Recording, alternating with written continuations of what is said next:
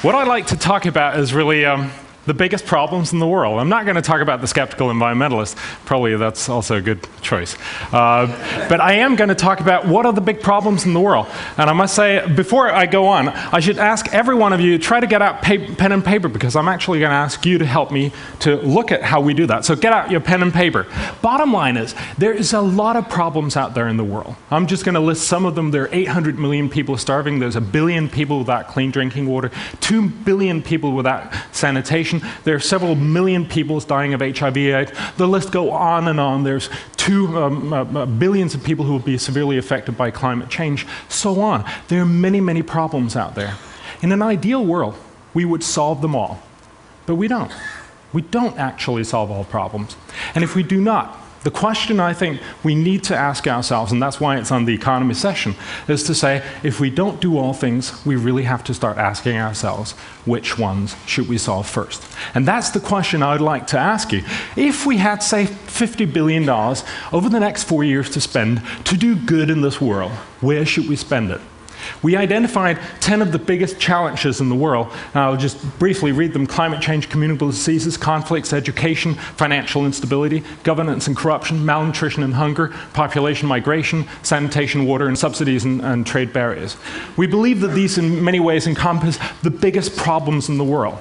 The obvious question would be to ask, what do you think are the biggest things? Where should we start on solving these problems? But that's a wrong problem to ask. That was actually the problem that was asked in Davos in January. But of course, there's a problem in asking people to focus on problems, because we can't solve problems. Probably the biggest problem we have in the world is that we all die, but we don't have a technology to solve that, right? So the point is not to prioritize problems, but the point is to prioritize solutions to problems. And that would be, of course, that gets a little more complicated. To climate change, that would be like Kyoto. To communicable diseases, it might be health clinics or mosquito nets. To conflicts, it would be UN's peacekeeping forces, and so on. The point that I would like to ask you to try to do is just, in 30 seconds, I know this is, in a sense, an impossible task, write down what you think is probably some of the top priorities. And also, and that's of course where economics gets evil, to put down what are the things we should not do first, what should be at the bottom of the list. Please, just take 30 seconds, perhaps talk to your neighbor and just figure out what should be the top priorities and the bottom priorities of the solutions that we have to the world's biggest issues. The amazing part of this process, and of course, I mean, I would love to, I only have 18 minutes, so I've already given you quite a substantial amount of my time, right? I'd love to go into and get you to think about this process, and that's actually what we did, and I also strongly encourage you, and I'm sure we'll also have these discussions afterwards, to think about how do we actually prioritize. Of course, you have to ask yourself, why on earth was such a list never done before? And one reason is that prioritization is incredibly uncomfortable. Nobody wants to do this. Of course, every organization would love to be in the top of such a list, but every organization would also hate to be not in the top of the list. And since there are many more not number one spots on a list than there is number ones, it makes perfect sense not to want to do such a list. We've had the UN for almost 60 years, yet we've never actually made a fundamental list of all the big things that we can do in the world and said, which of them should we do first? So it doesn't mean that we are not prioritizing. Any decision is a prioritization. So of course, we're still prioritizing, if only implicitly, and that's unlikely to be as good as if we actually did the prioritization and went in and talked about it. So what I'm proposing is really to say that we have, for a very long time, had a situation where we've had a menu of choices. There are many, many things we can do out there, but we've not had the prices nor the sizes. Right? We have not had an idea. Imagine going into a restaurant and getting this big menu card, but you have no idea what the price is. You know, you have a pizza, you have no idea what the price is. It could be $1, it could be $1,000, it could be a family-sized pizza, it could be a very individual-sized pizza. Right?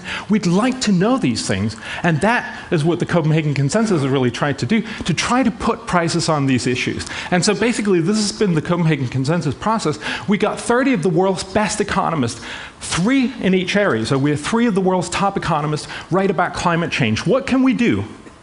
What will be the cost and what will be the benefit of that? Likewise, in communicable diseases, 3 of the world's top experts saying, what can we do? What will be the price? what should we do about it, and what will be the outcome, and so on. Then we had some of the world's top economists, 8 of the world's top economists, including 3 Nobel laureates, meet in Copenhagen in May 2004. We call them the Dream Team. The Cambridge University Press decided to call them the Real Madrid of economics. That works very well in Europe, but it doesn't really work over here. And what they basically did was come out with the prioritized list. And then you ask, why economists? And of course, I'm very happy you asked that question, because that's a very good question. The point is, of course, if you want to know about malaria, you ask a malaria expert. If you want to know about climate, you ask a climatologist. But if you want to know which of the 2 you should deal with first, you can't ask either of them, because that's not what they do. That is what economists do. They prioritize. They make that, in some ways, disgusting task of saying, which one should we do first and which one should we do afterwards? So this is the list, and this is the one I'd like to share with you. Of course, you can also see it on the website, and we'll also talk about it more, I'm sure, as the days goes on. They basically came up with a list where they said there were bad projects, basically projects where if you invest $1, you get less than $1 back. Then there's fair projects, good projects, and very good projects. And of course, it's a very good project we should start doing. I'm going to go from backwards so that we end up with the best projects. These were the bad projects. As you might see, the bottom of the list was climate change. Now, this offends a lot of people. And that's probably one of the things why people will say I shouldn't come back either. And I'd like to talk about that because that's really curious. Why is it came up? And I'll actually also try to get back to this, because it's probably one of the things that we'll disagree with on the list that you wrote down. The reason why they came up with saying that Kyoto or doing something more than Kyoto is a bad deal is simply because it's very inefficient. It's not saying that global warming is not happening. It's not saying that it's not a big problem, but it's saying that what we can do about it is very little at a very high cost. What they basically show us, the average of all the macroeconomic models, is that Kyoto, if everyone agreed, would cost about $150 billion a year. That's a substantial amount of money. That's 2 to 3 times the global development aid that we give the third world every year. Yet, it would do very little good. All models show it'll postpone warming for about 6 years in 2100. So the guy in Bangladesh who gets flooded in 2100 can wait till 2106, which is a little good, but not very much good. Right? So the idea here is really to say, will we spend a lot of money doing a little good? And just to give you a sense of reference, the UN actually estimate that for half that amount, for about $75 billion a year, we could solve all major basic problems in the world. We could give clean drinking water, sanitation, basic healthcare, and education to every single human being on the planet. So we have to ask ourselves, do we want to spend twice the amount on doing very little good, or half the amount on doing an amazing amount of good? And that is really why it comes in a bad project. It's not to say that if we had all the money in the world, we wouldn't want to do it, but it's to say when we don't, it's just simply not our first priority. The fair projects, notice I'm not going to comment on all of these, but communicable diseases, scale-up basic health services just made it. Simply because, yes, scale-up basic health services is a great thing. It would do a lot of good, but it's also very, very costly. Again, what it tells us is suddenly we start thinking about both sides of the equation. If you look at the good projects, a lot of sanitation and water projects came in. Again, sanitation and water is incredibly important, but it also costs a lot of infrastructure. So I'd like to show you the top 4 priorities, which should be at least the first ones that we deal with when we talk about how we should deal with the problems in the world. The 4th best problem is malaria, dealing with malaria. The incidence of malaria is about a couple of billion people get affected with malaria every year. It might even cost up towards a percentage point of GDP every year for affected nations. If we invested about $13 billion over the next 4 years, we could bring that incidence down to half. We could avoid about 500,000 people dying, but perhaps more importantly, we could avoid about 1 billion people getting infected every year. We would significantly increase their ability to deal with many of the other problems that they have to deal with, and of course, in the long run, also to deal with global warming.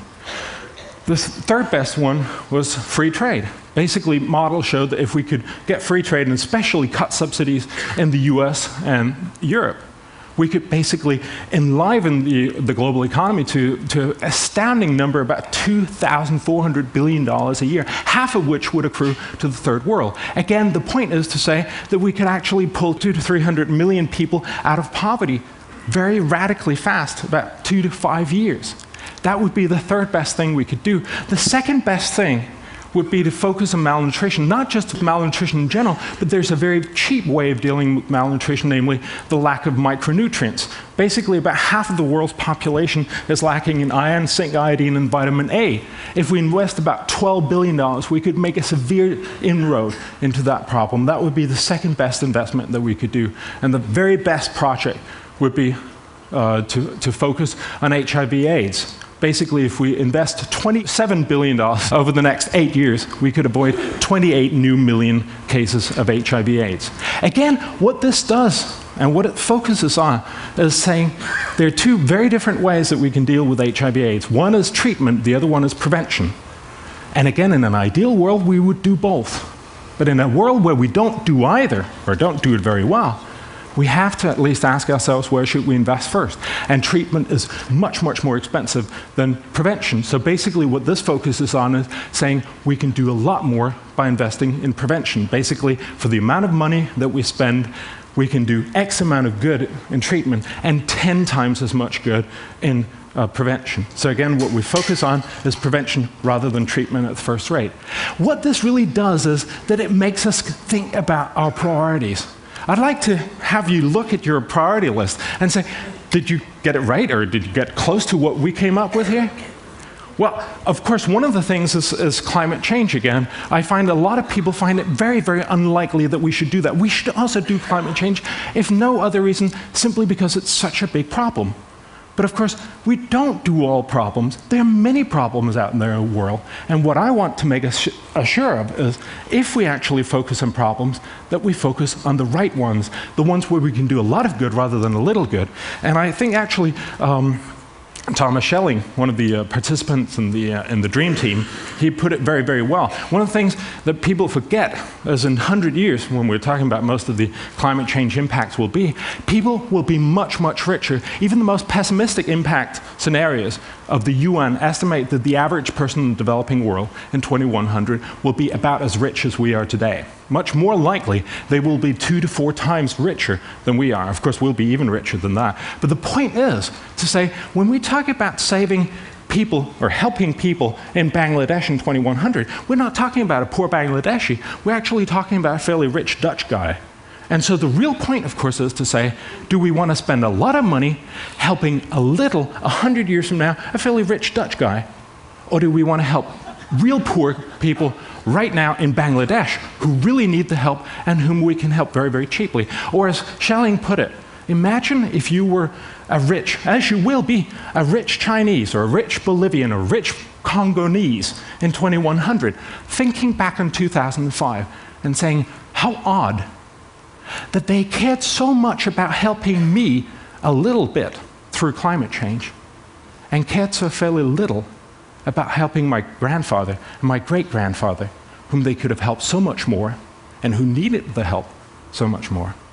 So I think that really does tell us why it is we need to get our priorities straight, even if it doesn't accord to the typical way we see this problem. Of course, that's mainly because climate change has good pictures. We have, the day after tomorrow. It looks great, right? It's a good film in the sense that I certainly want to see it, right? But don't expect Emmerich, to cast Brad Pitt in his next movie, digging latrines in Tanzania or something. It just doesn't make for as much of a movie, right? So in many ways, I think of Copenhagen Consensus and the whole discussion of priorities as a defense for boring problems, to make sure that we realize it's not about making us feel good. It's not about making things that have the most media attention, but it's about making the places where we can actually do the most good. The other objections I think are important to say is that I'm somehow, or we're somehow, positing a false choice.